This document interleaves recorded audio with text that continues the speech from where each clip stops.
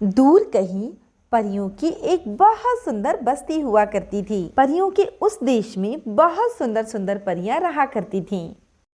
उन्हीं परियों में से एक परी मोटी थी, जिसका नाम सोनम परी था।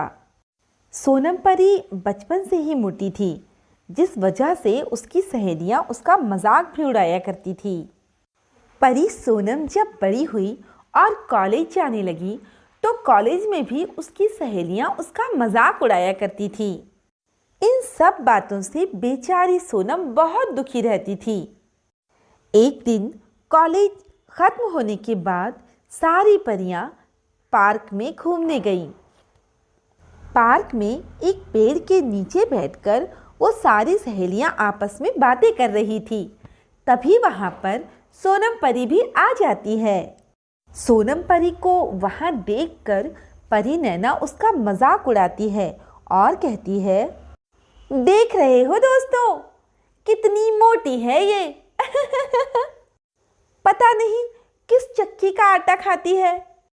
अरे इसे जमीन पर धीरे चलना चाहिए, नहीं तो इसके वजन से कोई पेड़ ही टूट जाएगा।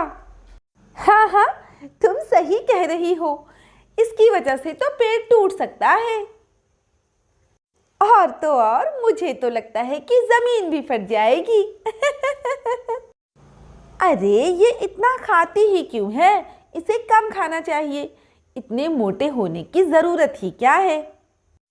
तुम लोग मेरा इस तरह से मजाक क्यों उड़ाती हो? मुझे बिल्कुल अच्छा नहीं लगता। तुम लोग मेरी सहेलियां हो ना। मैं तो यहाँ तुम लोगों से बातें करने आई थी। मेरे मोटे होने में मेरी कोई गलती नहीं है, मैं क्या करूं? अपनी सहेलियों की बातें और ताने सुनकर परी सोनम हमेशा दुखी रहती थी। उसी पार्क के पास एक छोटा सा कुआं भी था। थोड़ी ही देर में समर उस कुएं से पानी लेने आता है। उन सभी परियों की नजर समर पर जाती है। समर दिखने में बहुत स्मार्ट था। सभी परियां समर को अपना दिल दे बैठती हैं। परी सोनम को भी समर बहुत अच्छा लगता है। परी सोनम भी समर को अपना दिल दे बैठती है। समर पानी लेकर वहां से चला जाता है और परियां उसे देखती रहती हैं। देखा तुमने, कितना स्मार्ट था वो, बिल्कुल राजकुमार लग रहा था।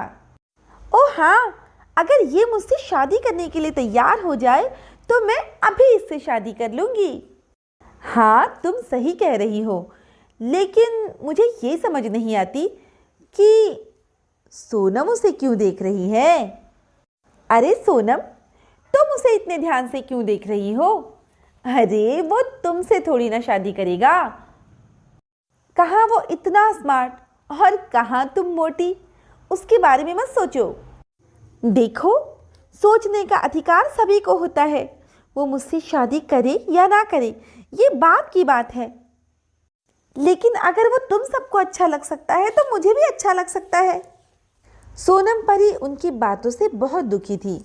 वो रोते हुए अपने घर आ जाती है और घर आकर आईने में अपने आप को देखती है और रोते हुए कहती है,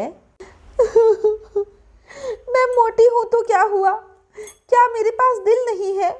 क्या मैं किसी को पसंद नहीं कर सकती? सारी परियां मेरा मजाक उड़ाती हैं। परी सोनम समर को बहुत याद करती है। अब सोनम रोज जंगल जाती और एक पेड़ के पीछे छुपकर समर का इंतजार करती। समर रोज कुएं से पानी भरने आता और सोनम उसे देखती रहती। इसी तरह बहुत दिन बीत जाते हैं। एक दिन परी सोनम कुएं के पास जाती है और खुद से कहती है, आज तो मैं समर को अपने दिल की बात बता ही दूंगी। समर बहुत अच्छा लड़का है, मुझे नहीं लगता कि उसे मेरे मोटापे से दिक्कत होगी। सोनम समर का इंतजार कर रही थी। तभी समर वहां पर आता हुआ दिखाई देता है। सोनम बहुत खुश हो जाती है। समर सोनम के पास आता है और सोनम को देखकर उससे पूछता है, हे सुंदर कन्या, कौन है आप और क्या आप भी यहाँ कुएं से पानी भरने आई हैं?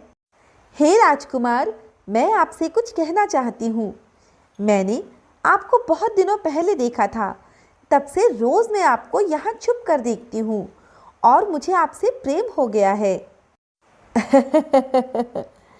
हाँ, वो तो ठीक है, लेकिन तुम इतनी मोटी हो, मैं तुमसे भला कैसे प्यार कर सकता हूँ? तुम्हें कोई अपनी तरह का लड़का ढूंढना चाहिए। ऐसी कड़वी बातें करके समर वहाँ से चला जाता है। अब सोनम बहुत दुखी हो जाती है। सोनम को उम्मीद ही नहीं थी कि समर उससे ऐसी बातें भी कर सकता है।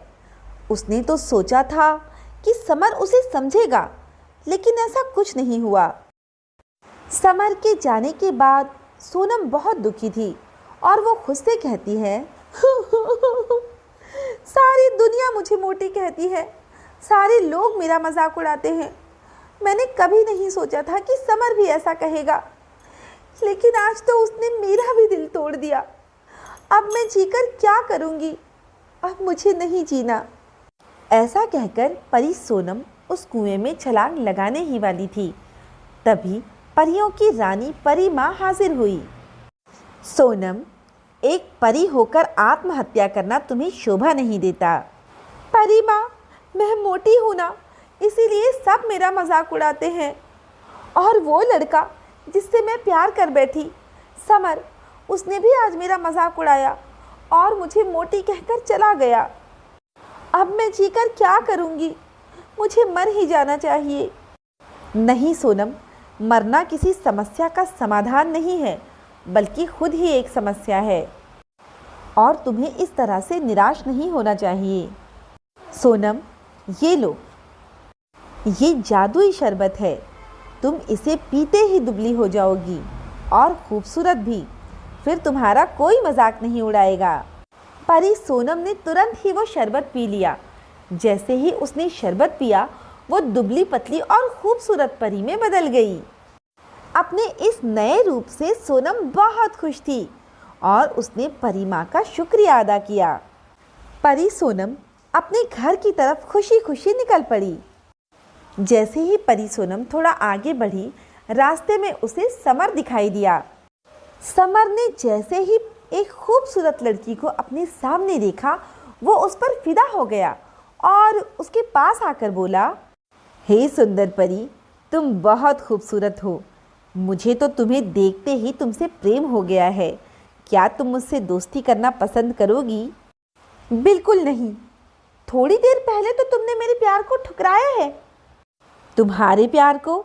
भला तुम्हारे जैसी खूबसूरत परी के प्यार को कौन ठुकरा सकता है? समर, थोड़ी देर पहले मैं मोटी थी। मैंने तुम्हें अपना दिल दिया, मैंने तुम्हें पसंद किया, मैंने तुमसे प्रेम किया और तुमने मेरे मोटापे का मजाक उड़ाकर मेरे प्रेम को ठुकरा दिया। मैं ही सोनम परी हूँ।